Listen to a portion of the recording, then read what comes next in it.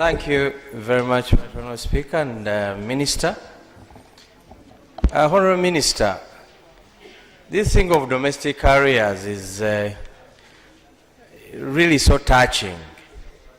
When you see our private suppliers to government struggling with the economy today, they are reached even coming to government for bailout. When you look at the total areas in this budget, it is coming to 2.2 trillion. You're only providing 110 billions. The question is, how long are these people going to wait? How long is the private sector going to wait, you know? Because when you do you need to wait for another 20 years. Can you clarify, Honorable Minister, for how long will these people wait? Item 5, motion seeking leave of Parliament to introduce a private members' bill entitled the Local Content Bill 2017. Honorable Nsamba.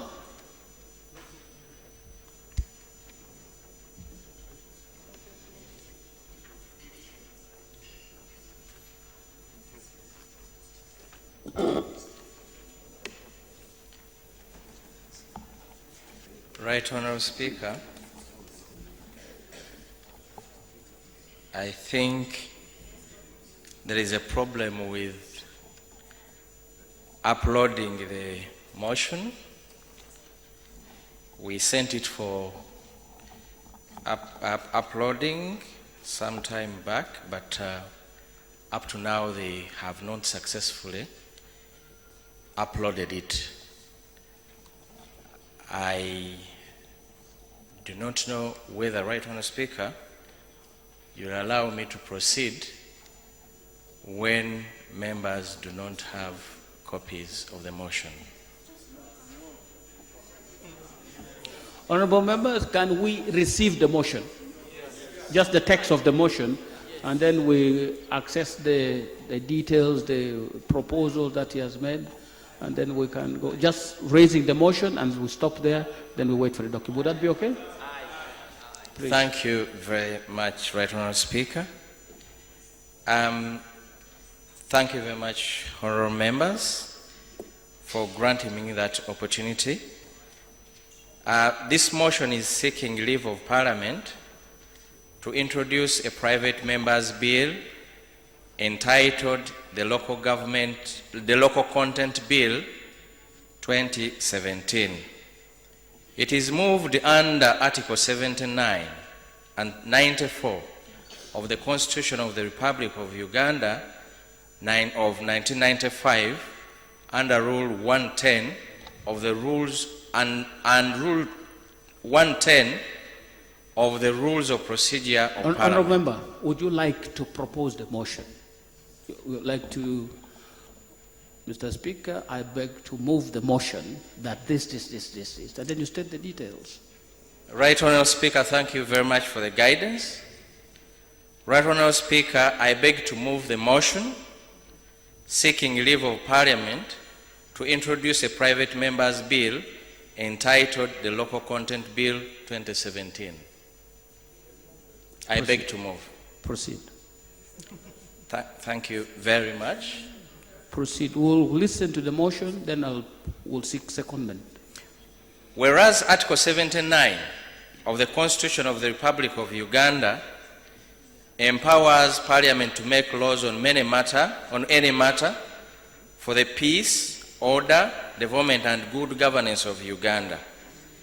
And whereas Parliament enacted its rules and procedure pursuant to Article 94(1) of the Constitution and Clause 4B of Article 94 and Rule 110 to empower a member of Parliament to move a private member's bill, aware that the Constitution of the Republic of Uganda and Objective X of the Objective 10 of the National Objectives and Directives Principles of State Policy sets out the state is duty to take all necessary steps to involve people in the formulation and implementation of development plans and programs which affect them.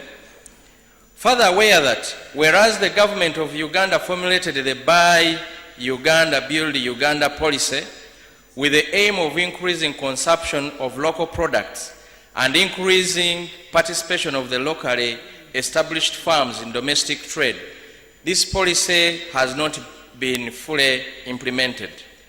Concerned that Uganda currently does not have legislation aimed at promoting Ugandan manufacturers, Ugandan service providers, and suppliers to compete favorably with international goods and service providers.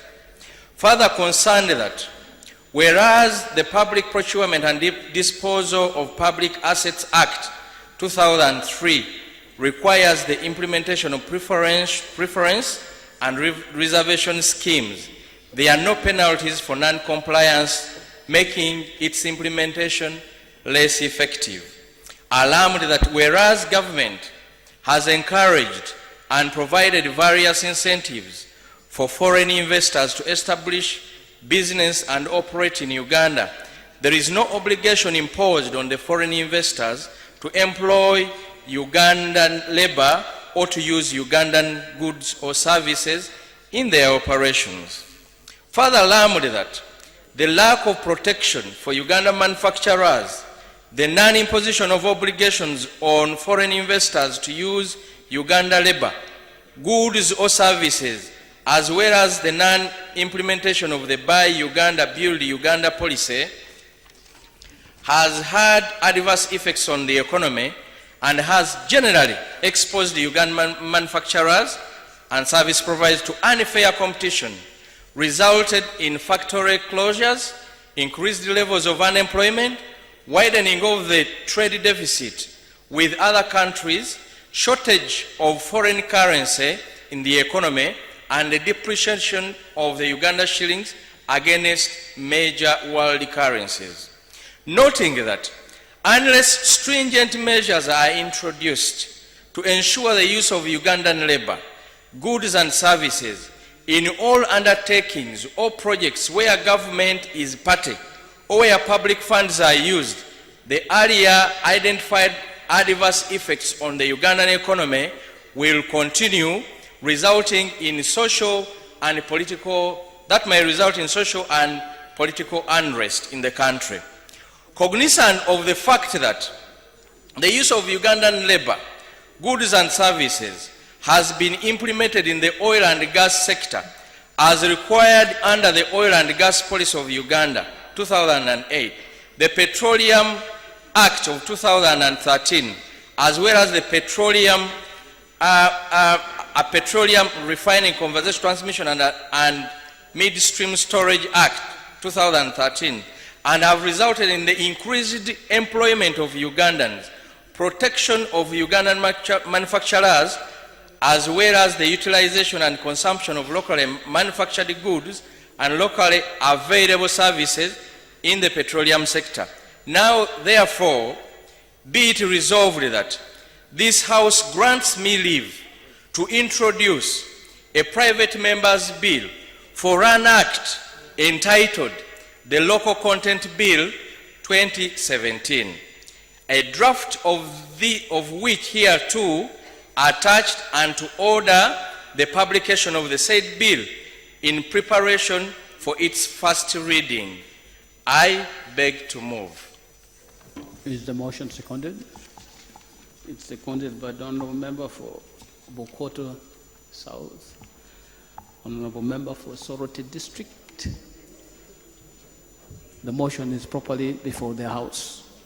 And Member for Bulisa County. Member is before the House. Honourable, that was just secondment. So the motion is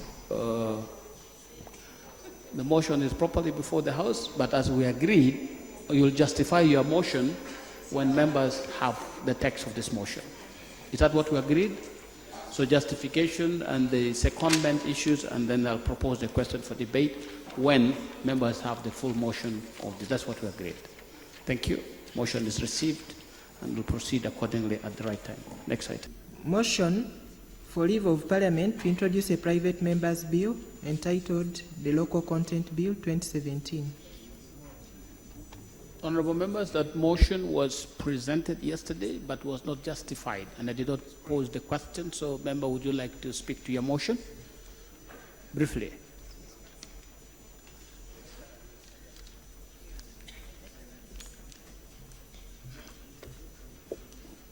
The Local Content Bill 2017. Honorable members, that motion was presented yesterday but was not justified, and I did not pose the question. So, member, would you like to speak to your motion? Briefly.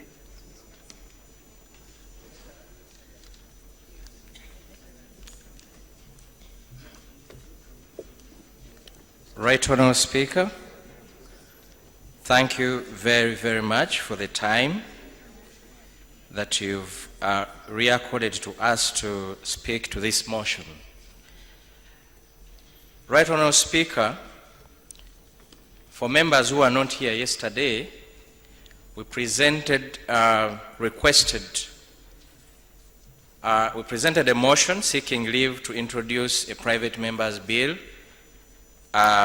entitled Local Content 2017. And this is the justification. Right Honourable Speaker, I would like to begin the justification of this motion by paying tribute to the 9th Parliament and to you, Right Honourable Speaker, for the provisions of local content in the Petroleum Law of 2013. The 9th Parliament found it prudent to give local content provisions special attention when they were enacting that law. Although the law did not define local content in the Act to clarify if it meant to benefit a company registered in Uganda or owned by Ugandan citizens, and it does not mention penalties for non-compliance, the local content requirements provided for in that law have resulted in the increased participation of Ugandans as well as the utilization of consumption of locally manufactured goods available in the petroleum sector. Right Honourable Speaker, yesterday there was a conference in this country discussing local content matters in the oil and gas sector. Right Honourable Speaker and honourable members, oil and gas is just one sector. Yet the country needs local content provisions in almost all sectors. In all loans we approve, in every project where public funds are spent, in every engagement with multinational companies and foreign governments, so that this country's local suppliers, manufacturers, and service providers will benefit from the backward, forward, sideways linkages associated with our engagements with the foreign contractors and investors. Right Honourable Speaker and honourable members, you may recall that the President of Uganda, General Yoweri Kaguta Museveni, while delivering his first State of the Nation address to the 10th Parliament, used the term hemorrhage while referring to the donation of dollars this country gives to different countries where we import goods and services. In his wisdom, the President wished and advised that this hemorrhage must be dealt with if this country is to attain the much cherished middle income status by 2020. Right Honourable Speaker, the biggest donors of our dollars in this country to foreign countries are not the people of Uganda. Actually, it is the government of Uganda. Through procurement of goods and services, our government over the years has been donating dollars by engaging foreign companies in almost all procurements. From constructing drainage channels, mere roundabouts, constructing government buildings to major roads and power dams. Government has often claimed limited capacity of Ugandan firms, yet there has been limited effort to build this capacity, making the country continuously donate more dollars to foreign companies to provide goods and services, worsening the already poor balance of payments account. This has partially contributed to the ongoing volatility in our foreign exchange regime, where we continuously witness our shilling weakening against all international currencies. Right Honourable Speaker and honourable colleagues, you may also recall that on this floor of Parliament, members of the 10th Parliament have often insisted that government should endeavour to take into consideration local content provisions while negotiating loans, implementing projects, and while negotiating with investors so that Ugandans can benefit from the transfer of skills, technology, and gain employment. Promises have been made by every minister, and the willingness seems to be much in cabinet. However, they have no enabling law and guidelines to support them undertake local content requirements. Since the government has been slow, or maybe had no intentions of bringing a local content law for Parliament's consideration, the movers of this bill who are seeking leave thought that Ugandans needed this law sooner than later. We have provided a draft, and we shall get input from all stakeholders.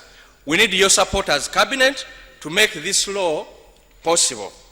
Right Honourable Speaker and honourable colleagues, donors, foreign companies and missions might be quick to criticize this effort of enacting such a law, claiming that it's against the principles of international trade and might scare away potential investors. But each one of them in their respective countries, where they come from, they work tirelessly to protect their local companies from international competition. Right Honourable Speaker, it is not Americans who are constructing bridges, roads, power dams in China. It is the Chinese companies. The French companies may not be given chance to handle projects in the United Kingdom. Preference is given to the British. The new American President Donald Trump is gaining quite a lot of support with his policy of Americans first. On the contrary, we have no policy that puts Ugandans first. In fact, it's foreigners first and Ugandans last. Look at our procurement. Most of the major projects involving large chunks of money are awarded to foreign companies here in Uganda. For purposes of this motion, Right Honourable Speaker, I worked with the research department where we had a review of major contracts awarded in this country in just one sector, the transport sector, in the last 5 years. And I beg to lay on table, Right Honourable Speaker, the findings, the preliminary findings of that research. The total value of money committed for just 38 contracts above 50 billion shillings is around 15.9 trillion, Right Honourable Speaker, out of which 3,646 billion are loans and grants and of about 12,324 billion. Right Honourable Speaker, I provided, we did an analysis where we categorized which companies are being awarded contracts above 50 billions, both for grants and loans and government of Uganda money.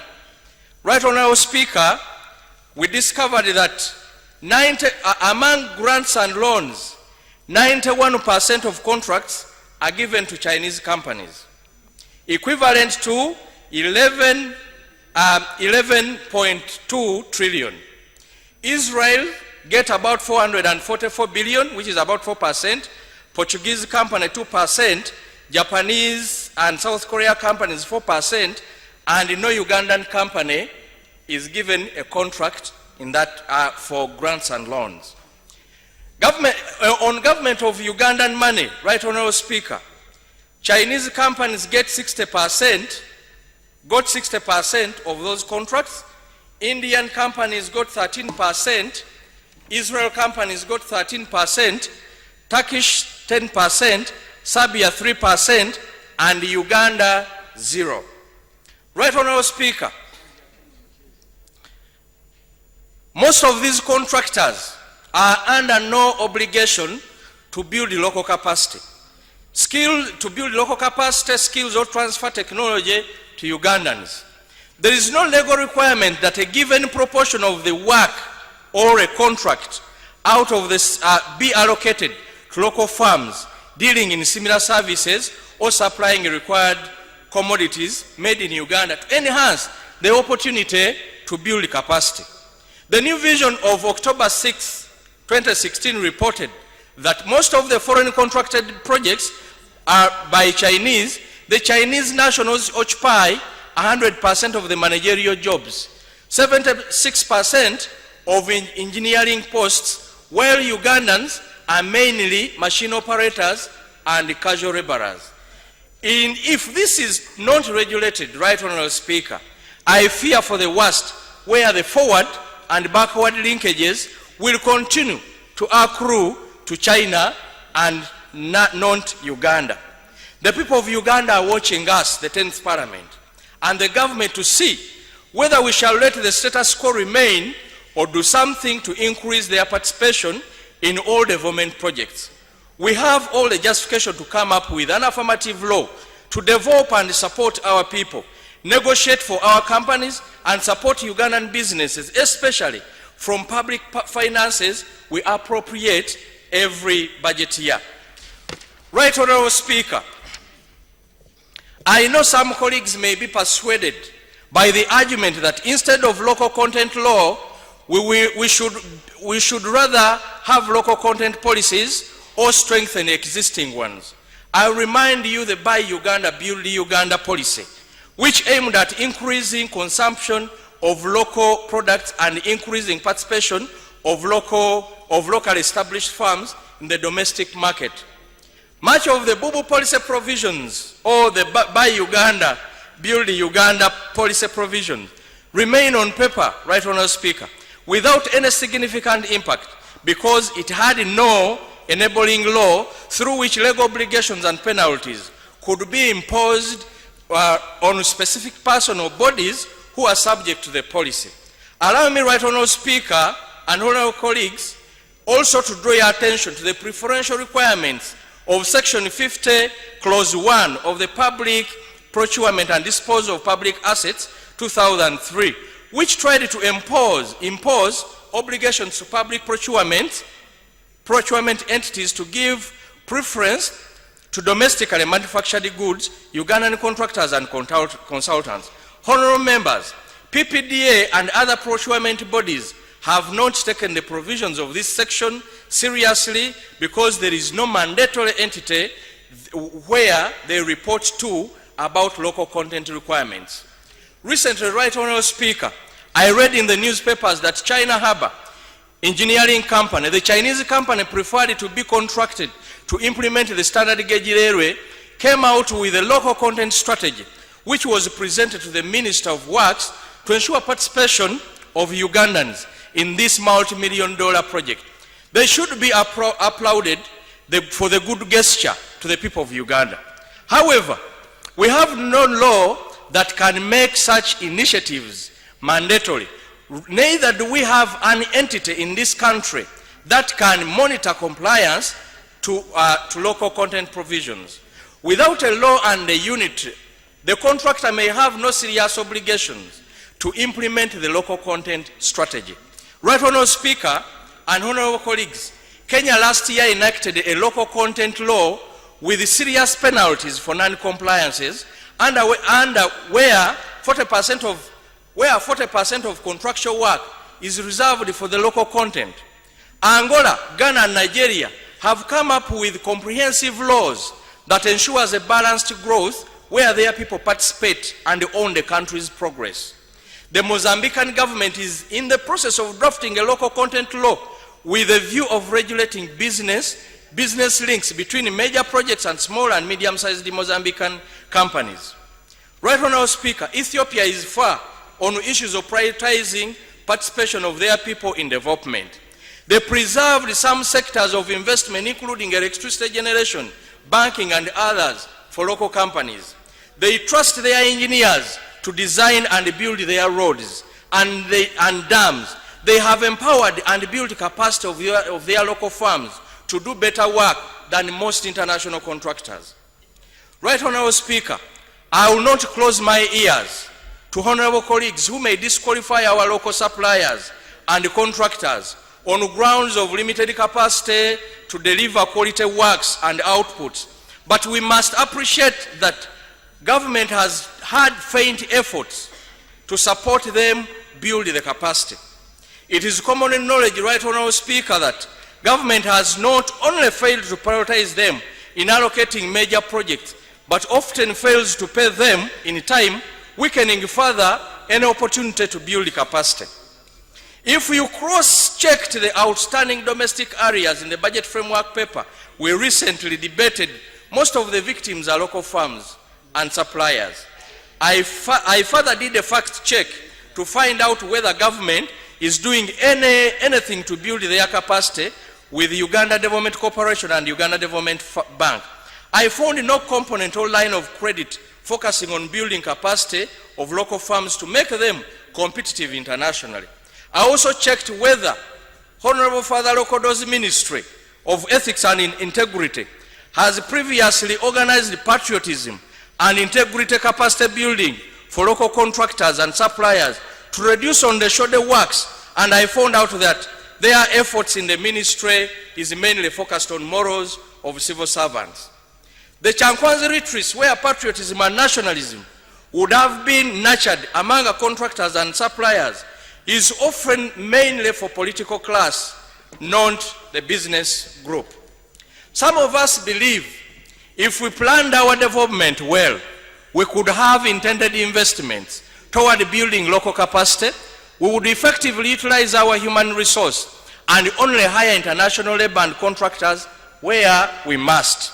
The first expressway we built should have given us the required experience to construct the subsequent expressways. With the current situation, we are most likely even to run back to the Chinese, even to maintain the roads we have constructed, because we are building no capacity. Right Honourable Speaker, the benefits of the bill. If this bill is passed, all government engagements will have mandatory local content provisions ranging from employment of Ugandans, building local capacity, and transferring of skills and technology. Joint ventures will be promoted where a given proportion of international contract should be given to Ugandan contractors, including in bilateral loan negotiations. Right Honourable Speaker, if this bill is enacted into law, the country will for the first time have a secretariat working on behalf of the relevant government minister, not only to ensure compliance, but also engage in ongoing dialogue and negotiation with the international contractors, leading multinational corporations, and their first-tier international suppliers to ensure that Ugandan contractors participate in project implementation, Ugandans take up the available jobs, and supply the required products and services. Right Honourable Speaker and honourable colleagues, once we pass a local content bill into law, we will have ensured that politicians and civil servants who are involved in negotiation and awarding contracts and investment licenses have a law that can be used to impose obligations on an investor, a contractor, or a public body, or agency, or entity granted contract or license to exploit our resources, to give first priority and consideration to locally manufactured goods and services, to procure certain goods and services from Uganda and exclusively from Ugandan companies, giving priority and utilizing local available raw materials, and give First consideration priority for employment of Ugandans in all undertakings. It will restrict the employment of non-citizens in government-funded projects, especially where we have the local capacity, and will prescribe a minimum number of Ugandans to be employed for every project to be undertaken using public funds. It will also take into consideration steps aimed at promoting the effective transfer of technology, transfer of know-how and skills relating to the undertaking such a person, body, or it's contracted to do. And it will develop development of a national local content strategy. Right, Honourable Speaker, the bill will for the first time create a local content committee to participate in a contract negotiation, in supervision, monitor compliance, coordinate and develop the national content requirements for Uganda. The bill, for the first time, Uganda will comply with international companies for incentives, both tax and fiscal, to punish those that don't comply through imposing penalties, including banning them from future procurement. The law will prohibit the importation of goods and services for use by an investor or contractors undertaking projects paid for by Ugandan where such goods and services are readily available in this country. And the bill will create offenses against contractors who don't comply with the local content requirements. Right, Honourable Speaker, as I conclude, I'm already excited that many of us who are in this house today love and would wish to come up with this law. I have my colleagues we have been working with. I'm sure they will present more information about this. I beg to move, Right Honourable Speaker. Thank you very much, Honourable Sanja, for this. I think the motion has been properly spoken to, and I need the secondment, and then I propose the question for debate. There are two seconders in the House, and I'll have to limit their contribution because the member has really justified the motion. I'll have the member for Bukoto South. Honourable Minister. Just give information to the House about this issue. No. Can we finish with the presentations? No, I'm not saying. Bukoto South. Thank you, Right Honourable Speaker and the House. I rise here to second the motion of local content. I'll refer you back in 1987 to the economic reforms which this country has been going through. I already mentioned 3 reforms which I feel are very pertinent to the local content. I'll start with the liberalization of trade. The second one will be currency reform, and the third one will be privatization of government enterprises. Under liberalization of trade, Uganda became a free market economy. Under currency reform, it came with the devaluation of a shilling to a magnitude of 70%. This one reduced the billionaires to millionaires and millionaires to no status. And the main loser in this one was the business community here in Uganda and their companies. After those two, then we had privatization. When Uganda privatized the government enterprises, there was no consideration for local companies. There was no consideration and incentive for indigenous companies. Foreign investors were invited. They purchased whatever belonged to Uganda without any incentive and participation of Ugandans. After that, Uganda came up with no direct trading anymore. Two forms of taxes emerged. The indirect tax. The indirect tax, this is the tax payable through goods and services. Then another tax, direct tax. The direct tax is payable by private companies and some rich individuals. You can find corporation tax is 30%. Property tax is 30%. Contribution to NSSF is 10%. Pay as you earn is 10%. All that one is paid by the local companies.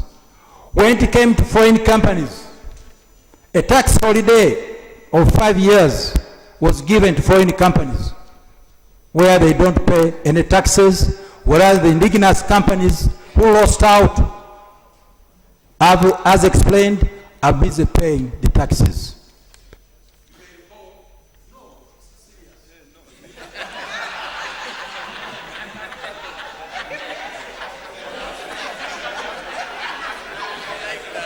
Honorable member, please wind up. Yes, up. yes. We need to see if we can grant you the authority to present this bill. If you spend all the time and we don't do that. Thank you, thank you. Thank you, Right Honorable Speaker. What are the benefits of local content? The local content will have the capacity building of our local companies, will widen the tax base of the Uganda government, will create more jobs. You have heard the foreign companies are not creating jobs for indigenous. They take them as casual laborers. Above all, Uganda will have created a middle class of entrepreneurs, which I believe strongly will be the engine for Uganda to go and attain a middle class status come to 20 and upwards.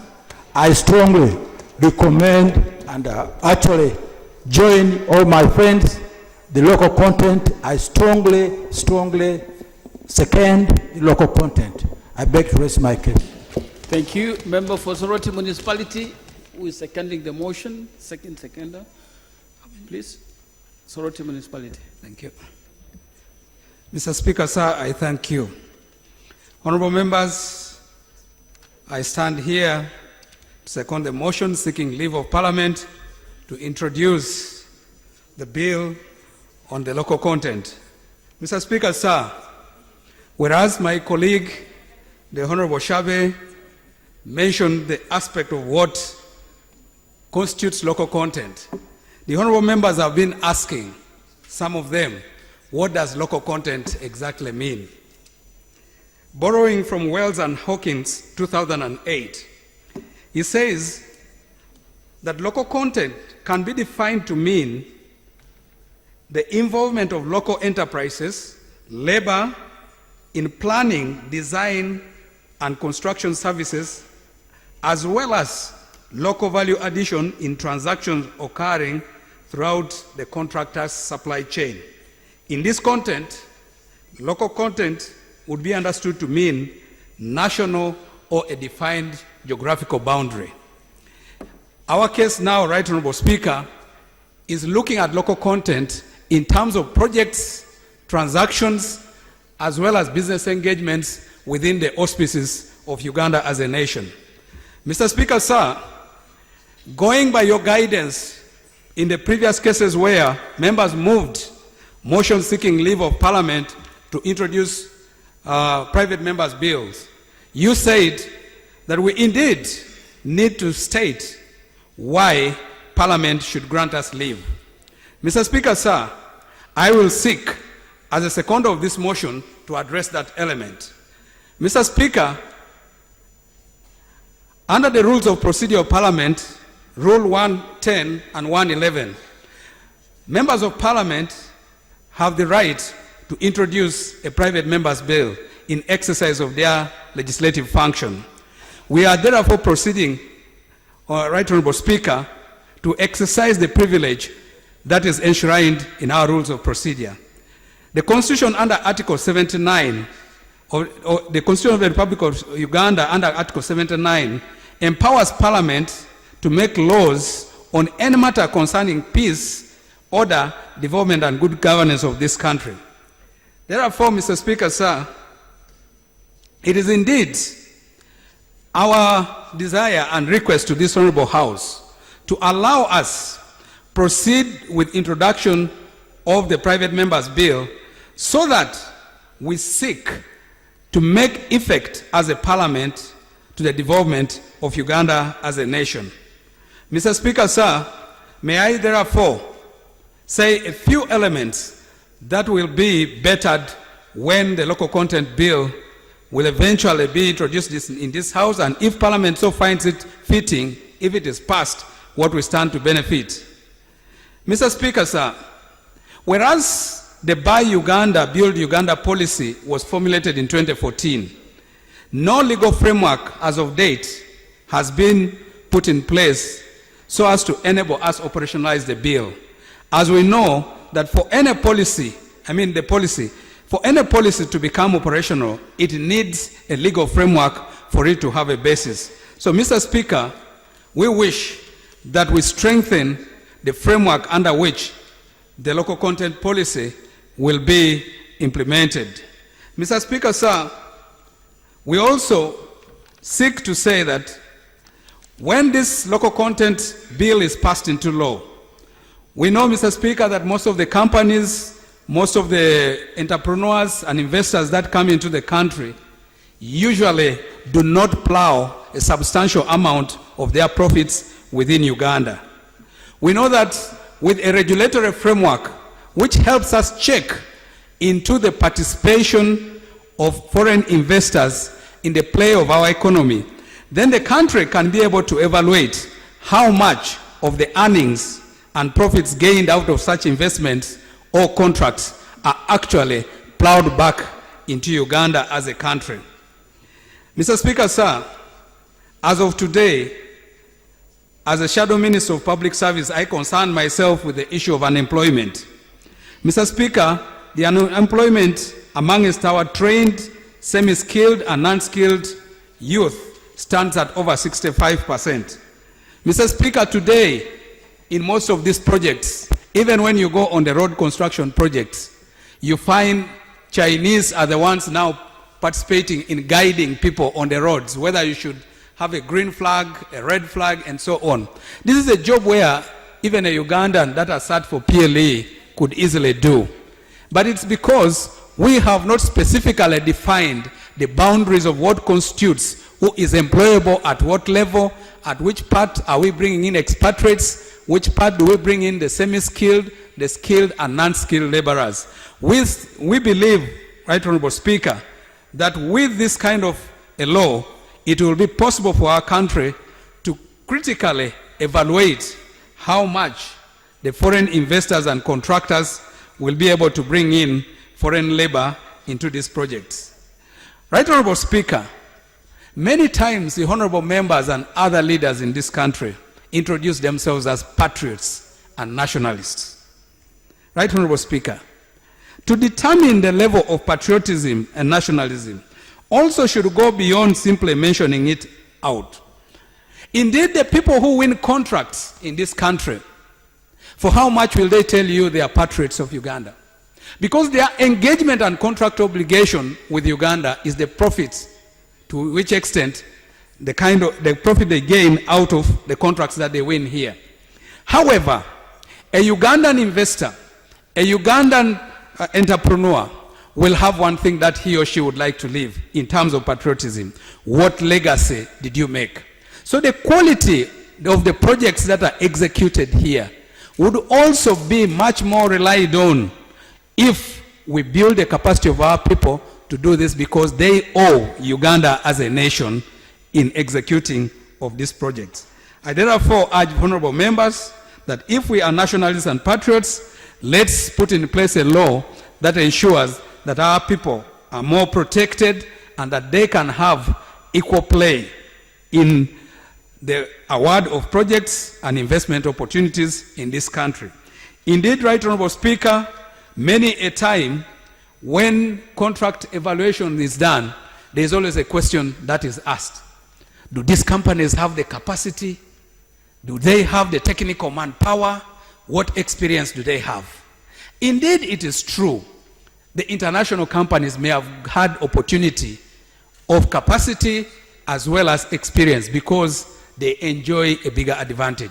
As a country, we need to find a way in which we build our own people's capacity and then we give them the requisite experience to compete in these contracts. I want to cite an example of the USMID projects where indeed most of the local Ugandan companies got locked out in the Uganda Urban Municipal Council's development program from participating because we needed to cluster and bring in foreign companies.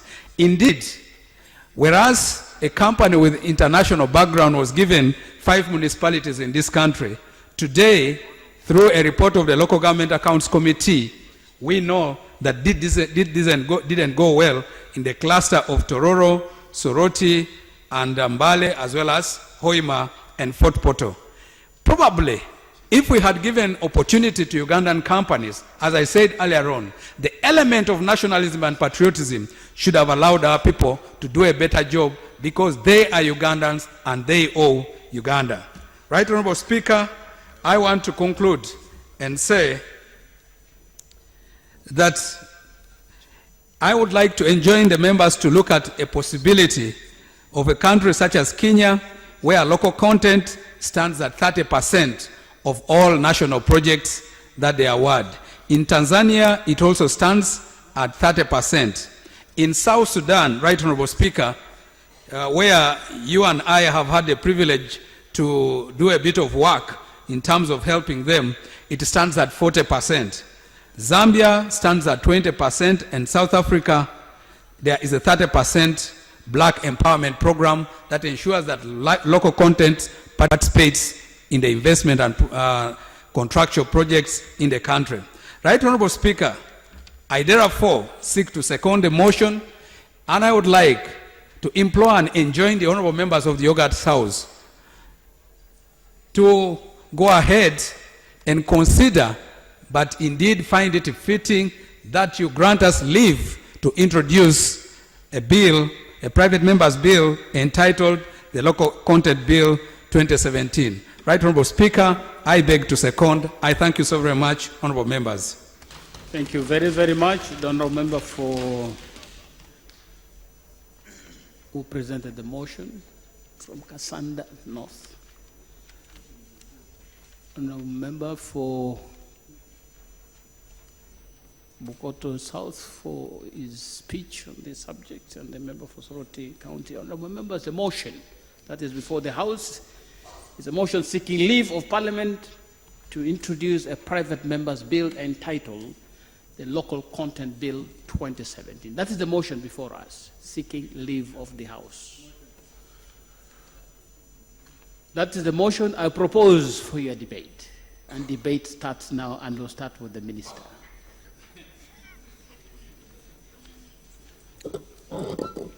Thank you, Right Honorable Speaker. I would like to thank my colleague of Kasanda North and other colleagues who seconded the motion. This is a very important motion, and I would like to appreciate my colleague's mention of the policy that is actually on the ground by government. It's true there is no law, but as it is enshrined in his submission, yes, the Buy Uganda, Build Uganda is actually a policy in place. But what has not actually happened, indeed, as they rightly pointed out, we don't have the enabling law. So I do support the initiative, and as a ministry, we look forward to working together with the... I had actually talked to him that I wish And I don't want to empty everything that we had discussed just this afternoon. I said, I wish we had actually been notified.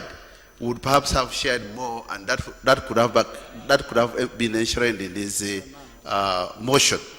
Nevertheless, I think this is a very important motion, and indeed, under Buy Uganda, Build Uganda, even His Excellency has already started, gave directives to implement, whereby now Uganda Police Force, Uganda UPDF, medical departments or Ministry of Health are actually directed to buy what is possible from Ugandan companies and factories or industries in their operations. So, Procedure. Right Honorable Speaker, notice for moving this private member's bill was given long time ago. And I believe that as a sensitive minister, and I know he was aware that this motion was coming on the floor of Parliament. And it is always the pride of backbenchers to come with an idea which is bought over by government. That's our first priority. If the government can buy it off, so much the better, because you are the implementers.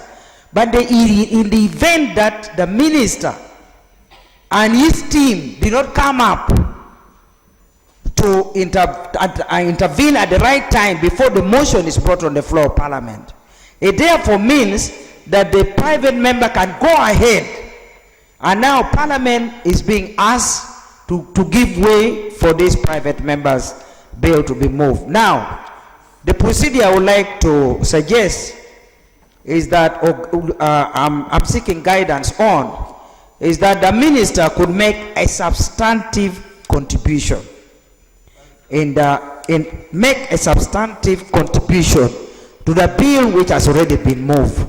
And we already have a precedent. You remember the one which was moved by the member from Aivu. The government came in and made substantive contribution. So you can come in and make substantive contribution instead of meandering around and this kind of thing. We knew all about it, we read all about it, and we have been waiting and we had been hoping that if we had a government with good ministers and sensitive ministers, these laws would have been in place long time ago. But because it has taken so long, that's why private members have decided that they take the lead. That's the guidance I'm seeking. Thank you, Right Honorable Speaker.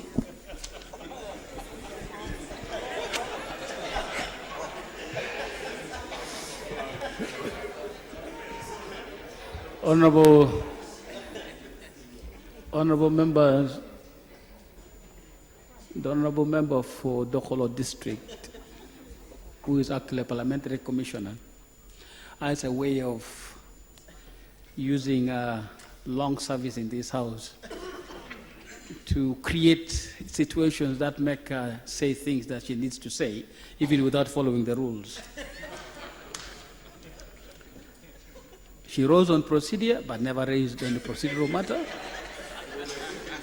I was waiting for it in order that I can guide, but she made a substantial contribution in this matter. Honorable members, it is within the Constitution, a right granted to any member of this Parliament to move a private member's bill. And that right is not prohibited in any way. The only qualification is where it would lead to a charge of the consolidated fund. That's the only qualification. But the member has a right to move a private member's bill. So the question we should be interrogating is this particular proposition a necessary proposition?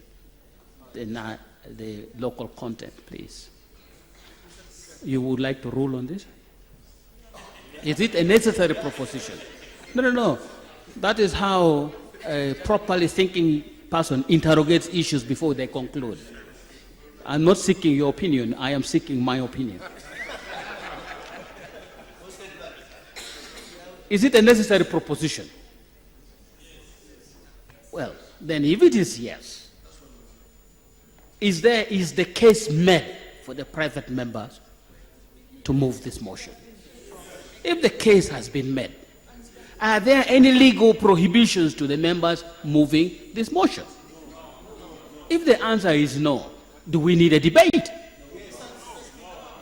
on whether to grant leave to these members to move this bill? Do we need a debate? What I would like to find out, please, member for Kalungu West, in some of these matters, I kind of know what I'm doing. Would we now find out if there is any objection from the government to the proposition that this matter be raised by a private member? If there is none, I'll put the question and grant leave. Yes. Right Honorable. I see the... Right Honorable?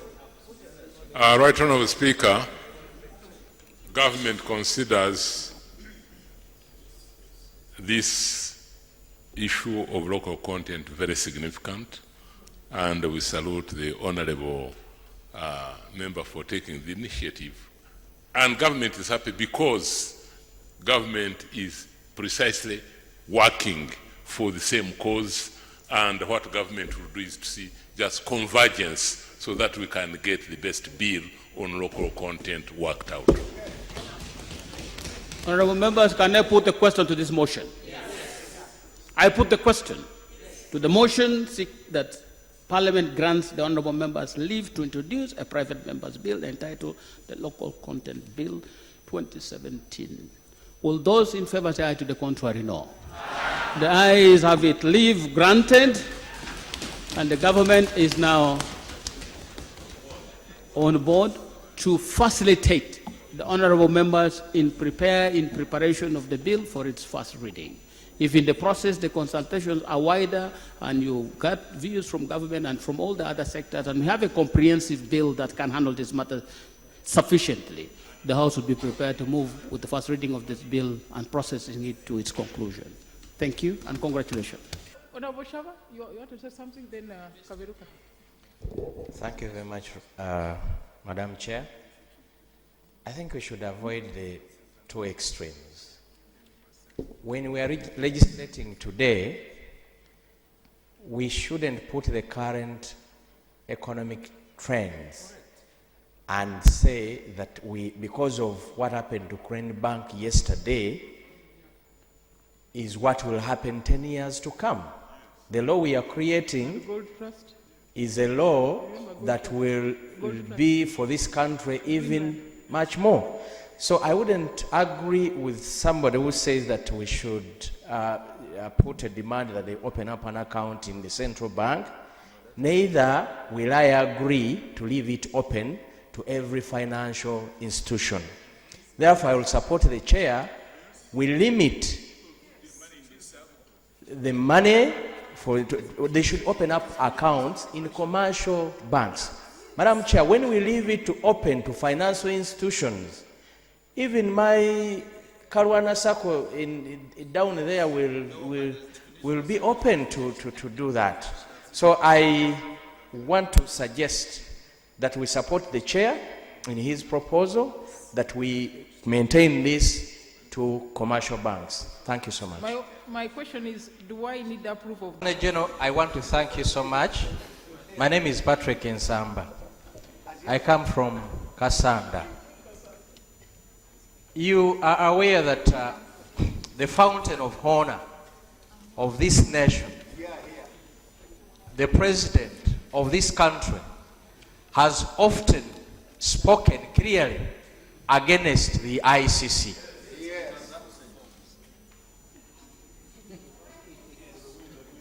Part of the reasons why there is a debate here, beyond what you have submitted, is the president is saying ICC is bad, and ICC is embedded in the laws of this country, and we are signatory to the Rome Charter.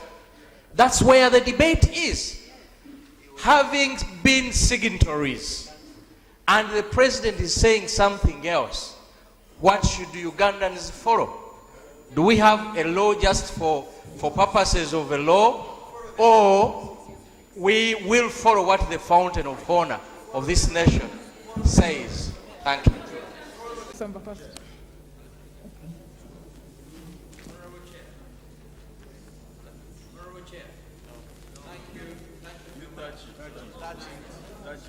I think it is really about appreciating that a few months ago, this country had a challenge with food.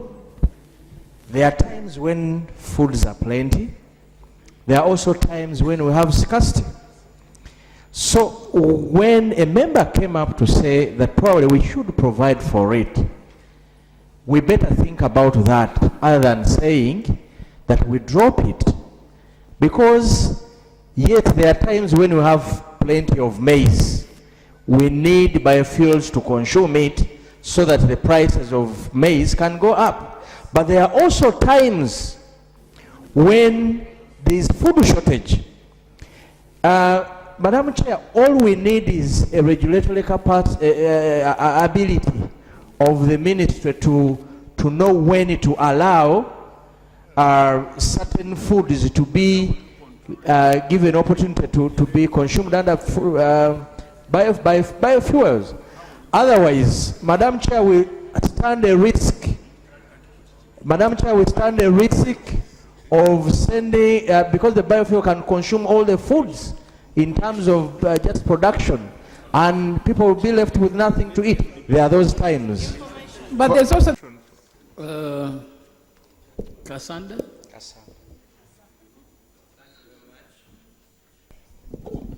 Thank you very much, Right Honourable Speaker. Right Honourable Speaker, the steel sector is wide. There are so many players there. I expected the mover of the motion to zero down on specific players who are evading taxes. But once he left it a little broad, I was left undecided whether to support the motion or not. I want a clarification on whether URA, the agency that is supposed to do that work, the move of the motion is worried that they are conniving with some specific players to evade taxes. Thank you very much, Right Honourable Speaker. Pecos, I come this side. Thank you very much, Right Honourable Speaker.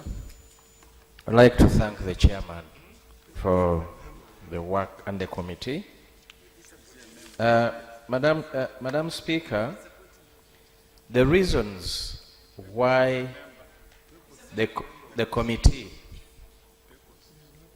gave to reduce the tax on betting from 35% to 20% was, according to the chairperson, was that it was impracticable for the operators to break even, pushing them to operate illegally. Right Honourable Speaker, the intention of putting the tax rate at 35% was not to promote the business of betting. So this reporting actually is very positive, because the intention of the law was to avoid, to limit the growth of that sector. So, Right Honourable Speaker, although the chairperson brought in this, I'm of the opinion that according to the benefit of the country, if there is more betting houses reducing in the economy, the better. Mr. Chairman, you may not be aware, but most of our young people today wake up and you go to betting houses without thinking of anything to do. So, Mr. Chairman, when you come up and you say now you want to promote, because by reducing from 35% to 20%, you are promoting the business of gaming and betting. So, and I do not know whether you're having the youth and the young people in mind when you're doing this reduction. Many companies around the country are paying 30%. 30% is the corporate tax, the taxes they pay. So why is it being reduced to 20% for the betting houses? So, right Honourable Speaker, it's in my opinion that we insist if we are doing any reduction, it shouldn't go below 30%. And for the winners, Right Honourable Speaker, for the winners, I don't think even 15 is fine. 15 is very little. Many people, many of our young people will bear with that and continue going to betting. So I would suggest that it also goes to 30%. Thank you very much, Right Honourable Speaker. Madam Speaker, there is an agreement in this country that it was a bad bargain with Jagali. It was a bad negotiation. That's why the price of Jagali is that high. Madam Speaker, we are here today trying to give the same negotiators who negotiated then a bad agreement, and we are here debating to allow them to go and make an extension of 15 years. Madam Speaker, wouldn't we proceed better if the minister, before we consider his proposal, comes to this house with a clear procedure on how they are handling the issues? Because the way it is presented here, it is not on record. Madam Speaker, can we proceed in a situation where the minister presents a clear plan on reducing power tariffs in this country, and specifically on the matter of Jagali? Then the House will look at and evaluate on whether the issue is handled in a better way. Thank you very much, Madam Speaker. Minister, then Nsamba quickly, and then Abara quickly. Thank you very much, Right Honourable Speaker. Right Honourable Speaker, I raise on a matter of national importance. Right Honourable Speaker, you are aware that the deadline for SIM card registration is this Friday, according to the communication from Communications Commission. Right Honourable Speaker, this SIM card registration has put tension amongst our people. For one issue, for you to register your SIM card, you need the national identification number, which you can only get with a national ID. Right Honourable Speaker, the authority charged with the responsibility of registering our people, after the mass registration that was carried out, they put the issuing of IDs at the district level. And anybody who lost their IDs must come to Kololo. Right Honourable Speaker, over the weekend I was summoned by the people who sent me here. And they asked me, how do you expect us to spend over 50,000 shillings to go and travel to Mubende district? which is quite a bigger distance. There are people, Right Honorable Speaker, that have even said, how can you ask me to go to Kololo when I've never even gone to Kampala?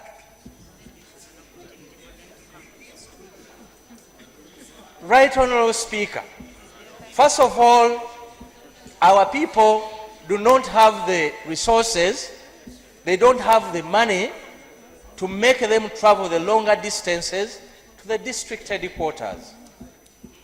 Right Honorable Speaker, even some of those places, some people cannot even access them. Right Honorable Speaker, NIRA has made life very comfortable for themselves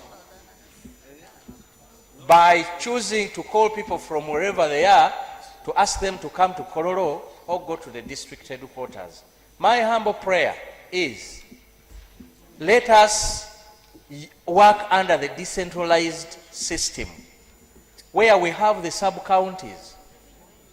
Right Honorable Speaker, these issuance of IDs can be done at the sub-county, and our people desire that they are issued at the sub-county, not at the district, not in Kololo.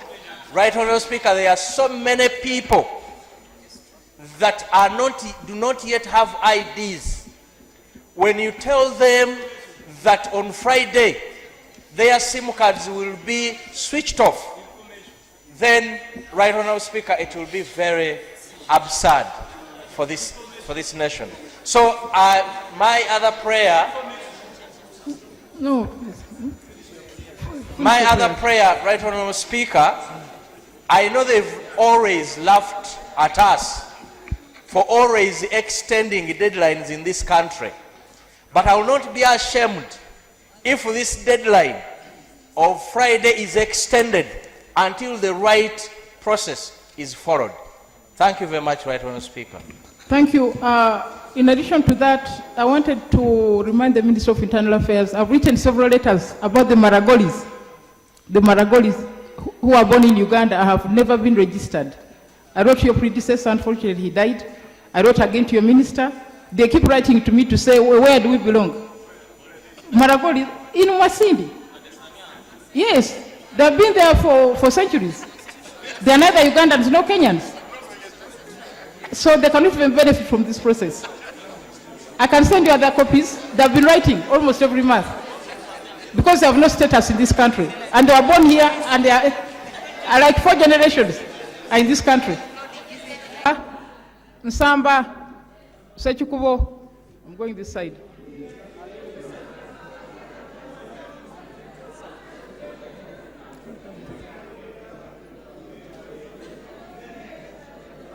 Or remember, you cannot all speak at the same time. Please take your seats. Even in cabinet, you don't all speak at the same time. Thank you very much, Right Honorable Speaker and honorable colleagues. I bring you greetings from Kasanda North. Majority of our people, Right Honorable Speaker, are members of the NRM party. During my consultations, majority told me they have no problem with amending the Constitution. But they told me I should never ever support the amendment of Article 102B. Madam Speaker, our consultations were held at parish level, and I held meetings in 21 parishes. None of the parishes supported the amendment. I went ahead to consult sub-county leadership and the NRM structures, where I even invited the woman MP for Mubende to come and do the popularization of the amendment. But people still said no to amendment of 102B. I hereby report, Right Honorable Speaker, that the people of Kasanda North are against amending Article 102B. I want to thank the members of the NRM who have come to stand up and come here and represent the views of the people that they represent. The sacrifices you're making are nearing those of Ugandans who chose to sacrifice 5 years in the bush for the sake of Uganda. How I wish those sacrifices were rewarded with sustainable peace and good governance. Madam Speaker, I don't subscribe to the view that my party, NRM, is under-resourced in terms of leaders. There is a lie that there is no other person within the party that can take the country forward.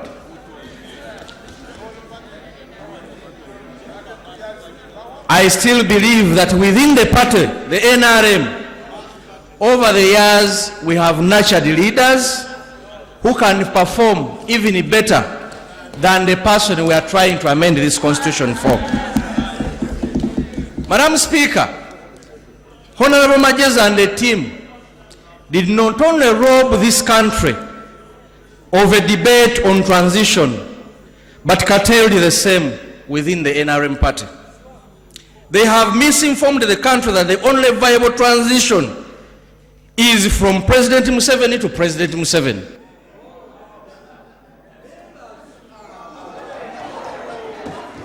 Honorable Sechkubo.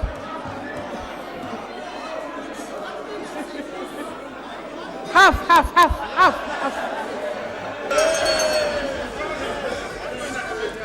Members of NRM, especially you, whose constituents have said don't amend, do not succumb to fear. I'm calling upon you. In any case, as the Bush War veterans made sacrifices, we must also make sacrifices today when this country needs us. This decision, members, is not about how much you fear the regime, nor about safeguarding your constituency. It is rather about how much you love this country. It is rather about thinking about the future of this country. Madam Speaker, as I conclude, religious leaders have spoken against this amendment. Cultural leaders have spoken, especially the Kabaka of Uganda, where I come from. Senior citizens have aired their views. Members of Parliament, we must listen to the voices and keep dismissing like we must keep understand, otherwise we will regret this situation. Madam Speaker, I have proved that whenever we are doing, Madam Speaker, this process has proved it to us. Honorable Sechkubo. The House is called to order. Honorable members, we are dealing with a proposal for amendment of the Constitution, and under Article 262 of the Constitution of the Republic of Uganda, a bill for an act of Parliament to amend any provision of the Constitution other than those referred to in Articles 260 and 261 of the Constitution shall not be taken as passed unless it is supported at the second and third reading by the votes of not less than 2/3 of all members of Parliament. Currently, total number of members of Parliament is 452 because we are short of the person who will come in Ruhama. The number of members of Parliament with voting rights is 451. The 17 ex-officio members of Parliament have no voting rights. Therefore, the number of Parliament with voting rights is 434. In accordance with Article 262, if the motion for the second reading is to be carried, it has to be supported by the votes of not less than 2/3 of all members of Parliament.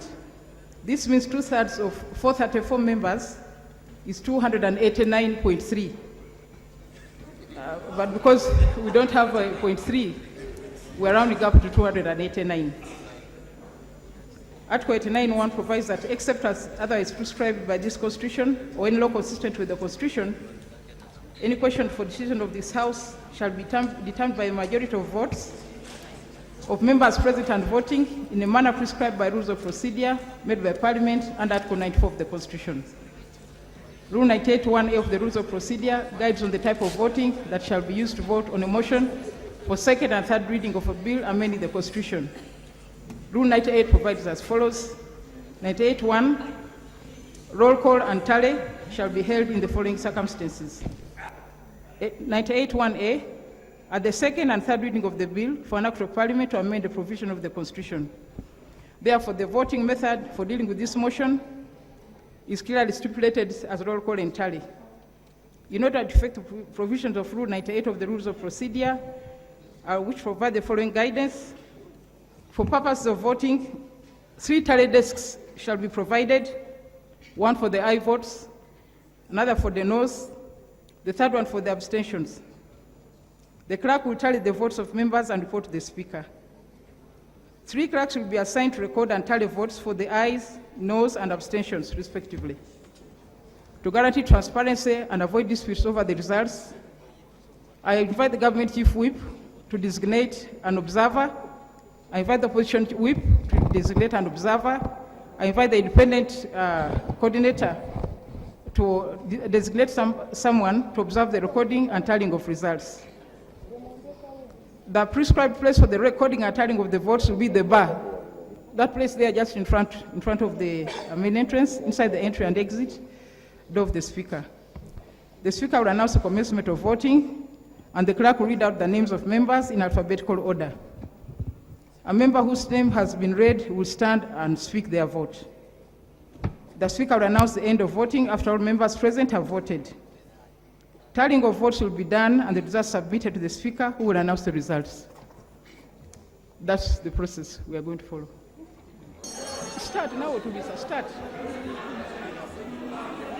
Nsamba Oshabe.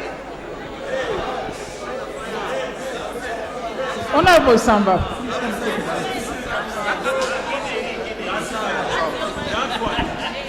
We agree, we agree.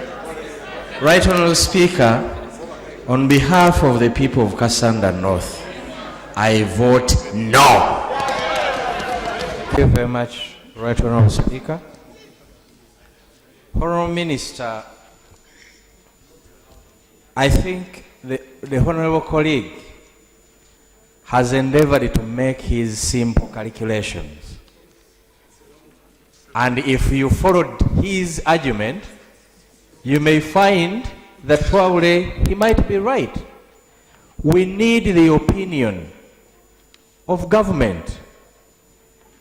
We need those calculations. Whereas he's talking from the point of view of household consumers, government might be focusing on industrialists. Now, if the minister does not come here with information on the opportunity cost, what are we losing, what are we gaining? Honestly, we will be in this ping pong and we will end up not taking the right decision. Honorable Minister, kindly inform us what is the opportunity cost of foregoing the taxes.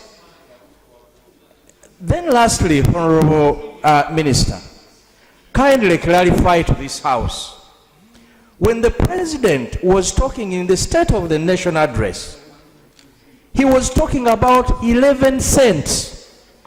He has continuously talked about 11 cents. But now we are in the negotiation period. Right Honorable Speaker, we are hearing 13.8 cents for Jagali. 13.8 cents. 13.8. Oh, okay. 13.8 Whatever. or what? Whatever. Okay. Right Honorable Speaker, what price are we talking about? Okay. We have been hearing a different price. Now we've come to review. Now another price has come up. Kindly be honest to us and tell us so that we take the right decision. Thank you very much. Honorable, let's start there. I'll come around. Thank you very much, Right Honourable Speaker, for the opportunity. Let me begin by thanking the Minister for trying to tell us how you're managing the situation. I'm only worried about one thing.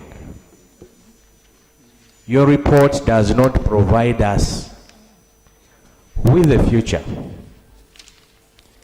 Is this a policy that we are adopting as a country, that we will be exporting our children all the time while we are busy giving the local jobs here to foreigners? Madam Minister, I wrote to your ministry and we desired to know your input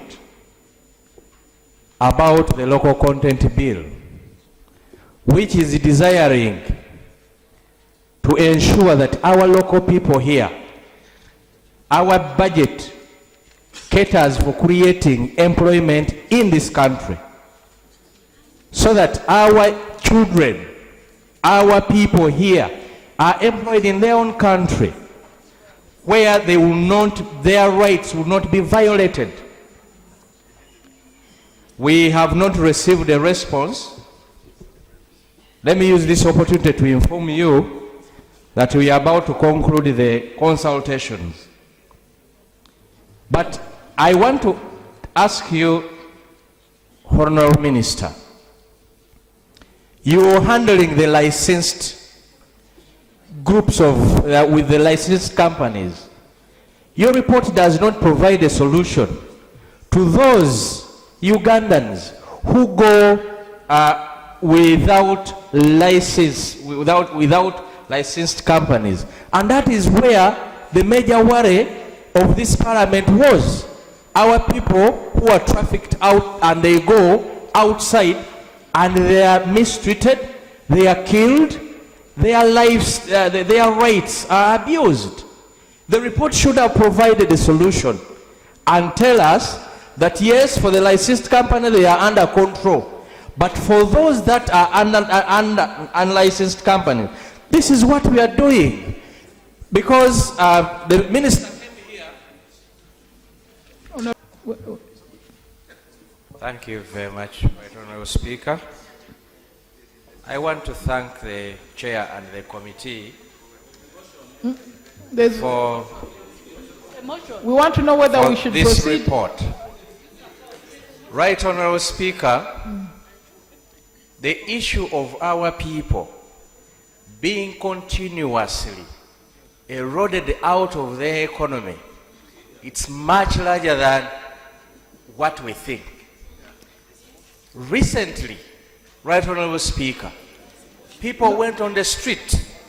Now, Honourable Nsamba. Right Honourable Speaker, I'm on that exact You're issue. on that issue? On that issue.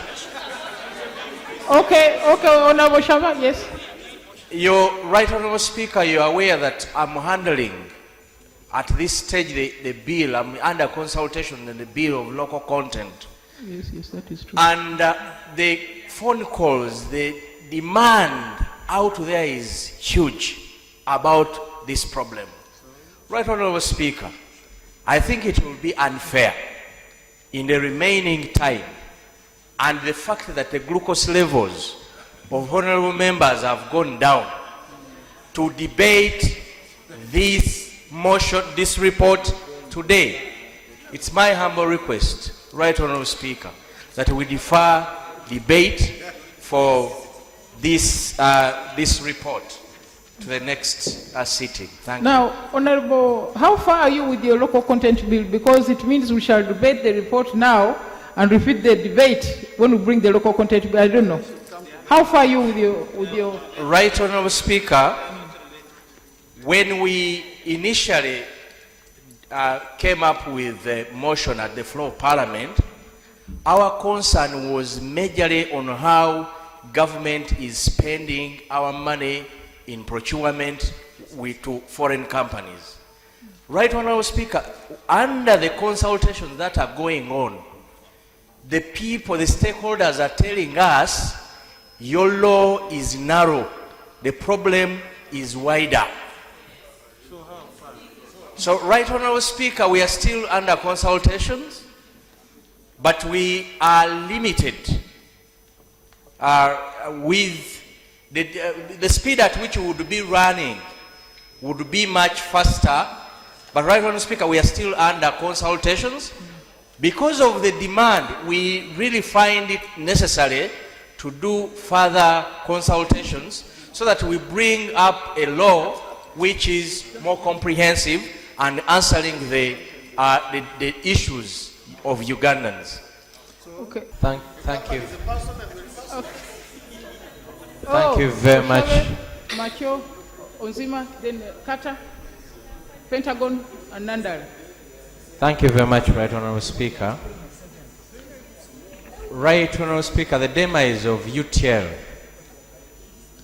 is a clear indication of the failure of the economics that we thought, or this country thought, would work. We took a lot of time to think that if we handed over the running of our companies to certain individuals, most especially expatriates, we thought it works. The demise of UTL, just a clear communication that we can run business ourselves here.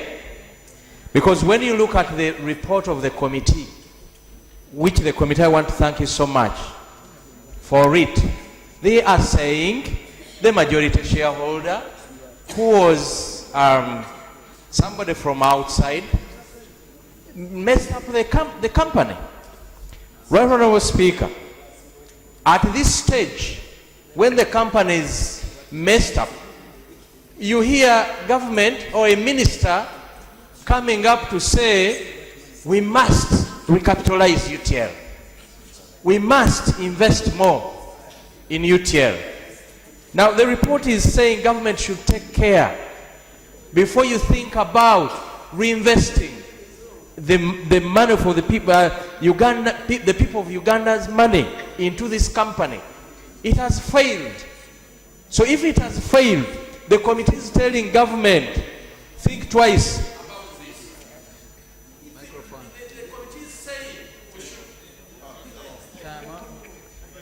Right Honourable Speaker. Half minute to conclude. Right Honourable Speaker, what I wanted to say is that the recommendations of the committee should be taken seriously. And we should always think twice, Honourable Speaker. I felt bad as a move of on local content to hear that an expatriate was being paid more than 120 millions when a deputy is at 15 or 10.